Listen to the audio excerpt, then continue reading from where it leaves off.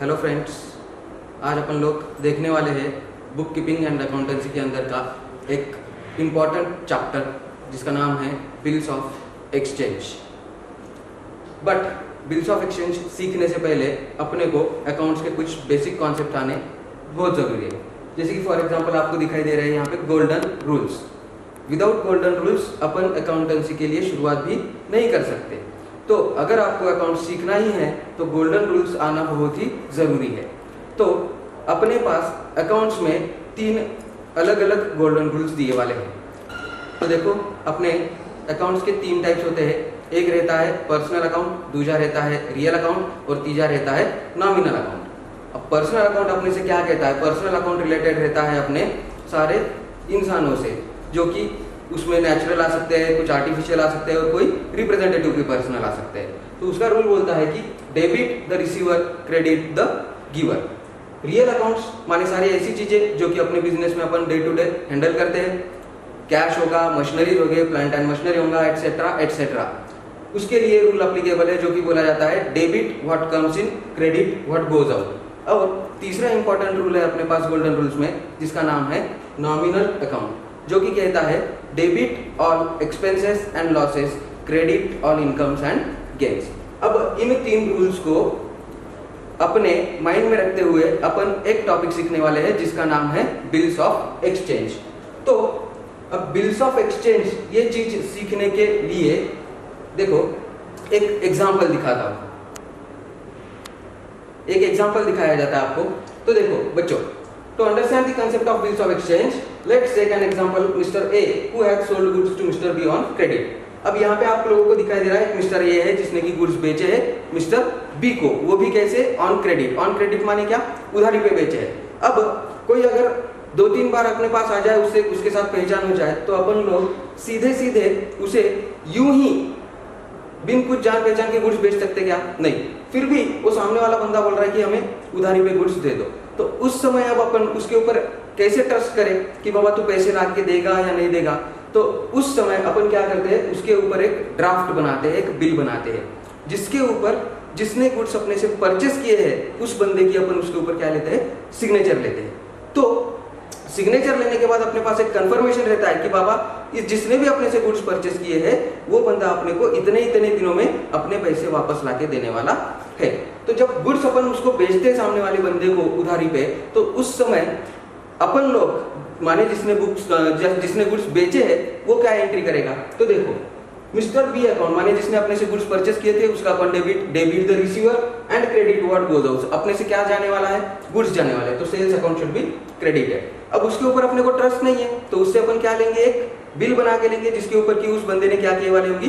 Signature किए वाली होगी। तो व्हाट कम्स इन, अगेन अपने पास क्या आ रहा है? जो चीज आ रही है उसे अपन बुलाएंगे बिल्स रिसीवेबल अकाउंट बोल के, और जो अपने को गिवर है, देने वाला है बंदा, उसका नाम क्या है? Mister B account. अब अपने पास ये बिल तो अब आ चुका है। अब इस बिल के साथ अपन क्या क्या कर सकते हैं? जिसके पास भी ये बिल आ चुका है उस बिल के साथ वो क्या क्या कर सकता है? तो उसके 4 अलग अलग पॉसिबिलिटीज है। तो उसके साथ 4 पॉसिबिलिटीज अलग अलग क्या हो सकते हैं? तो देखो, एक तो वो बंदा अपने साथ वो बिल जो जिसे मिला है वो बिल अपने साथ ही लेके घूमेगा जब तक कि उस बिल की क्या नहीं आ जाती? डेट नहीं आ जाती। दूसरी चीज वो क्या कर सकता है?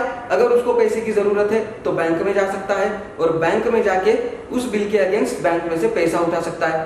तीसरी चीज वो क्या कर सकता है? अगर उसका किसी का पैसा देना बाकी है, पेंडिंग है, तो उस पैसे के बजाय वो सामने वाले को क्या दे देगा?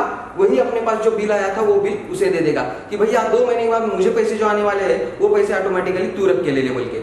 और एट लास्ट अगर वह पर्सन बहुत ही बिजी है, उसको इतना भी ध्यान नहीं रहेगा कि बाबा बिल का अपना ड्यू डेट कब आने वाला है, क्योंकि हजारों ट्रांजैक्शन होते हैं, हजारों ट्रांजैक्शन में कौन याद रखेगा कि बिल की ड्यू डेट कब आ रही है? तो वो बंदा वो बिल बैंक के पास भेज देगा कि जब कभी भी इसका ड्यू डेट आ जाए आप लोग इस बिल की अमाउंट कलेक्ट कर लेना। तो इतने 4 पॉसिबिलिटीज किसके पास रहते हैं? जिसके पास बिल आया है उस इंसान के पास रहते हैं, जिसे कि अपन बुलाने वाले हैं ड्रावर नाम से। ठीक है, तो अब देखते हैं 1 बाय 1 हर सिचुएशन में क्या क्या पोजीशन होती है। तो देखो, अगर फर्स्ट ऑफ ऑल उसने बिल खुद के पास रख के ले लिया, खुद के पास अगर बिल रख के ले लिया तो अपन ने ऑलरेडी एक बार एंट्री पास कर ली थी कि debit what comes in bills receivable account, debit to drawee account जो कि मिस्टर बी था अपने पास। अब अगर मैच्योरिटी डेट के दिन माने जिस दिन बिल खत्म हो जाएगा, बिल का ड्यूरेशन खत्म हो जाएगा, उस दिन अगर अपने को ड्रॉ बी पैसे लाके देगा तो उस दिन क्या हो जाएगा, अपने पास पैसा आ जाएगा और उसने जो साइन करके अपने पास एक चिट्ठी दिए वाली थी, एक बिल दिए वाला था, वो बिल अपन उसको हैंड ओवर कर देंगे वापस से। तो क्या हो जाएगा, cash account debit, what comes in should be debited and what goes out from us, bills goes out. So cash account debit to bills receivable account should be the entry to be passed. Now अगर ऐसे भी हो सकता है कि bill का due date आ चुका है बट वो बंदा अपने पास पैसे लाके नहीं दे रहा है, तो उसे बोलते हैं क्या हो जाना, बिल डिसऑनर हो जाना। माने बिल की डेट आ चुकी है बट फिर भी उस बंदे ने अपने को बिल के पैसे लाके नहीं दिए हैं, तो उस समय क्या एंट्री की जाएगी। तो देखो ड्रॉ बी अकाउंट डेबिट माने उस बंदे से वापस पैसा आना अपने से बढ़ गया, इसलिए drawee account debit to, अब वो बिल अपने कुछ काम का है क्या, नहीं, वो बिल अपन क्या कर देंगे, बहुत वो तेरा बिल लेके चले जा, इसकी ड्यू डेट हो चुकी है। तो bills drawee account debit to bills receivable account should be credited. यह एंट्रीज होते हैं अगर वो बिल रिटेन किया जाए तो। नाउ अगर वो बिल बैंक में ले जाके अब डिस्काउंट करवाता है, माने उसे पैसे की बहुत जरूरत है और वो ले जाके बैंक में डिस्काउंटिंग करवाता है, तो एट दैट टाइम क्या होगा, बैंक वाले बोलेंगे कि बाबा पैसे हम तुझे आज दे रहे और ये पैसे हमें 2 महीने के बाद मिलने वाले हैं, तो 2 महीने के लिए हम तेरे से क्या किया जाएगा, आपसे चार्ज लिया जाएगा। तो बैंक में जाने के बाद अपन वो बिल बैंक वाले को देंगे और बैंक वाले से पैसा उठाएंगे, बट बैंक वाला अपने को पैसे थोड़े कम देगा, माने बैंक वाला क्या लेगा अपने से, उतने चार्जेस लेगा। उस चार्जेस को अपन किस नाम से जानेंगे, तो डिस्काउंट अकाउंट उसे बोलेंगे अपन। तो उस समय अगर डिस्काउंटिंग करवाते हैं तो एंट्री क्या होती है, कैश और bank account debit, discount account debit to what goes out from us, bills receivable account.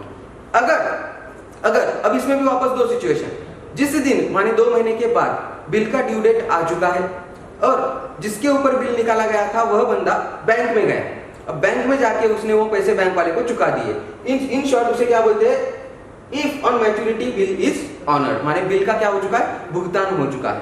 But अगर जिसको पैसे देने थे बैंक में ले जाके वो बंदा बैंक में गया ही नहीं, तो अब बैंक वाला किसे पकड़ेगा, आके अपने को पकड़ेगा, और अपन किसे पकड़ेंगे, जाके जिसको अपन ने गुड्स उधारी पे भेजे थे उस इंसान को अपन पकड़ेंगे। तो इन दैट केस अगर बिल डिसऑनर हो जाता है तो क्या एंट्री हो जाएगी, अपने को किससे पैसा आना बढ़ गया और किससे पैसा देना बढ़ गया। जिससे आना बढ़ा वो कौन है, drawee account, again it should be debited, और किसका पैसा देना अपने को बढ़ गया, तो बैंक का देना बढ़ गया, इसलिए to bank account should be credited. In third scenario माने अगर मुझे किसी का पैसा देना है और मैं अभी पैसे नहीं चुका सकता, बट 2 महीने के बाद मुझे पैसे आने वाले हैं, बट वो बंदा बोल रहा है सामने वाला कि नहीं आपके पास 2 महीने में आएंगे, आपके ऊपर भरोसा नहीं है, तो मैं क्या कर सकता हूँ, मेरे पास जो बिल आने वाला है वही बिल मैं उसे हैंड ओवर कर सकता हूँ। माने जिसको भी अपन बिल हैंड ओवर करने वाले हैं उसे बोलते हैं एंडोर्सी बोलते हैं, और जो कोई भी बिल एंडोर्स करने वाला बंदा है उसे बोलते हैं endorser. In that situation suppose कीजिएगा मैं हूं एंडोर्सर और जिसे बिल एंडोर्स किए जाने वाला है वो है एंडोर्सी।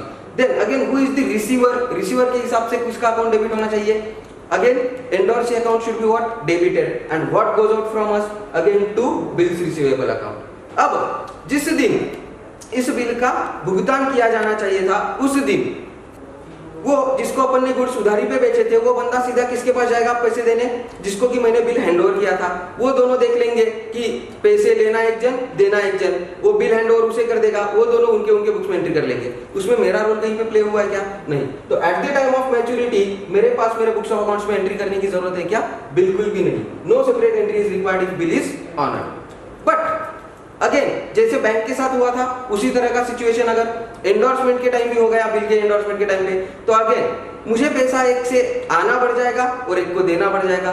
माने मैंने बिल जिसे एंडोर्स किया था उसको पैसा देना बढ़ गया, और जिसको मैंने जिसके ऊपर बिल निकाला था, माने जिस इंसान को सेल किया था उसके से पैसा आना बढ़ जाएगा।